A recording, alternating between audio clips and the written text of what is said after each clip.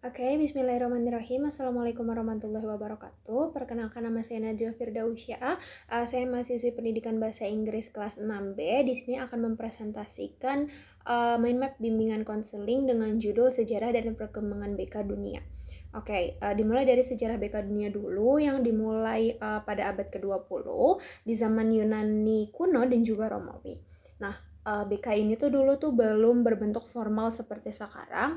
BK itu ada melalui tradisi lisan, dimulai dari para tetua atau tokoh masyarakat yang membagikan kebijaksanaan, kata-kata kebijaksanaan gitu kepada generasi muda. Tokoh seperti Plato dan juga Aristoteles sudah mulai memikirkan tentang psikologi individu. Nah, jenis bimbingan yang tercakup di bimbingan konseling ini yaitu di bidang pendidikan, karir, sosial pribadi, dan juga spiritual. Nah, prinsip utamanya itu ada pada penghormatan kepada sesepuh atau tertinggi tokoh masyarakat dan juga pentingnya tanggung jawab pribadi atas setiap keputusan. Nah, di abad ke-19 yaitu di era revolusi industri ada banyak perubahan besar. Fokus bimbingan konseling ini untuk membantu setiap individu, terutama kaum muda, untuk menemukan pekerjaan yang sesuai dengan keterampilan dan juga minat-minat mereka. Nah, ada banyak tokoh-tokoh di sini, yaitu seperti Johann Hendrik Pestalozzi dari Swiss, yang mana menekankan pentingnya pendidikan holistik yang harus mengembangkan karakter dan juga potensi individu.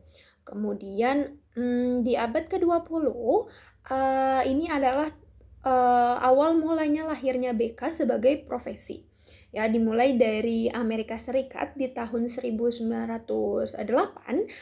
Frank Pransos yang dijuluki sebagai Bapak Bimbingan Konseling itu tuh mendirikan Boston Vocational Bureau dan juga menulis sebuah buku untuk membantu pemuda memilih sebuah karir. Jadi BK ini emang awalnya itu dikhususkan untuk memilih karir sesuai dengan minat dan juga passion masing-masing individu. Selanjutnya ada perkembangan BK di Asia Tenggara. Nah, BK ini di awal dimulai di Asia Tenggara itu dipelopori atau dicetus oleh para akademisi yang mana menimba ilmunya di Barat, yaitu di Amerika Serikat. Lalu mereka mengembangkannya, memulainya di negara asal mereka, yaitu di Asia Tenggara ASEAN ini.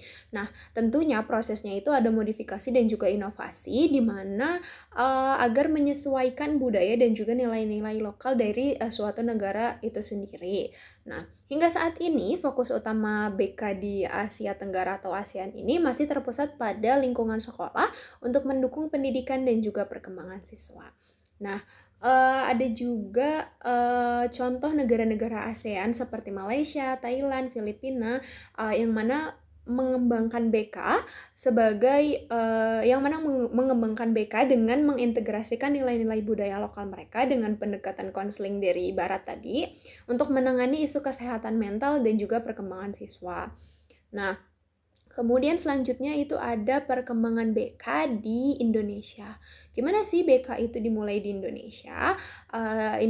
Perjalanan BK di Indonesia dimulai pada tahun 1960-an. Saat itu gagasan bimbingan konseling mulai masuk nih ke dunia pendidikan yang ditandai dengan adanya konferensi di Malang pada tahun 1960.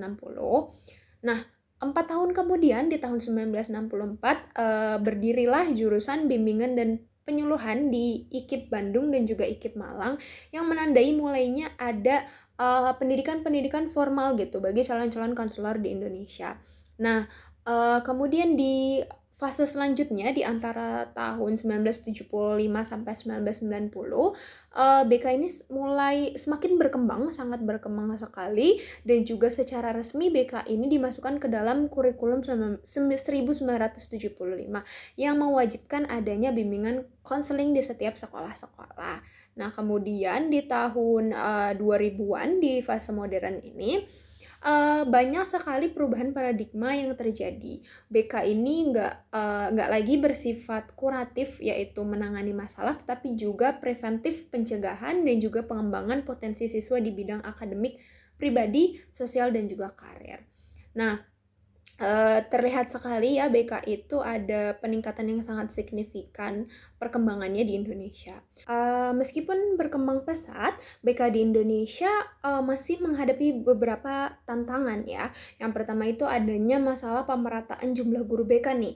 Nah, jumlah guru BK ini belum ideal dibandingkan dengan rasio siswa di setiap sekolahnya. Kemudian yang kedua, perlunya peningkatan kompetensi profesional konselor secara berkelanjutan. Jadi perlu adanya peningkatan untuk si konselor ini. Kemudian yang ketiga, masih adanya stigma negatif di masyarakat yang menganggap kalau BK nih untuk siswa bermasalah aja. Jadi nggak tidak diperuntukkan untuk seluruh siswa. Padahal seluruh siswa bisa datang ke BK untuk berkembang secara optimal. Kayak gitu. Mungkin sekian presentasi dari saya. Kurang lebihnya mohon dimaafkan. Wassalamualaikum warahmatullahi wabarakatuh.